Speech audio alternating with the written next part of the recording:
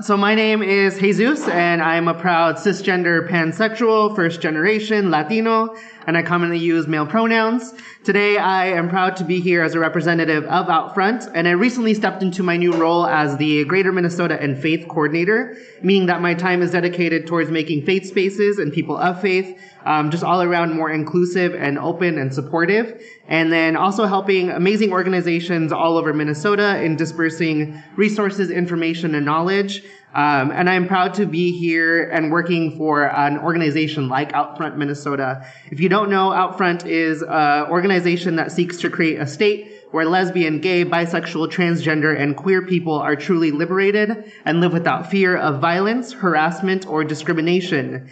Every day we work towards this mission. We answer calls on a 24-hour crisis hotline supporting youth and LGBTQ people. In harmful relationships, we train thousands of teachers and administrators, all supporting inclusive schools. And we work with over 170 GSAs in Minnesota. We train members of clergy, those in faith spaces all across the state, and we show up and support pro-LGBTQ candidates and policies. Because of the hard work of our dedicated staff, amazing volunteers, donors, and sponsors, and organizations all advocating for their local community and achieving all they can to create a better state, Minnesota is actually one of the nation's leaders in LGBTQ equity. I am so happy to be here with all of you today and with Humanist Minnesota, seeking to bridge a divide where between the secular and the non-secular world. Our government is rooted in religion and sacred practices, but Outfront is proud to support having our lawmakers act in clear conscience, because first and foremost, our lives are not a bipartisan issue or an issue of religion. At the core of representing people of all walks of life from different class, race, ethnicity, ability, orientation, and gender is true care, compassion, and morality.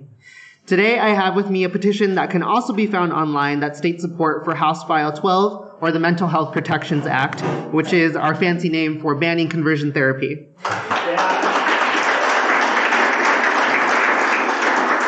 Conversion therapy is a practice, a very, very harmful practice that affects thousands and thousands of people, not only here in Minnesota, but all across the United States.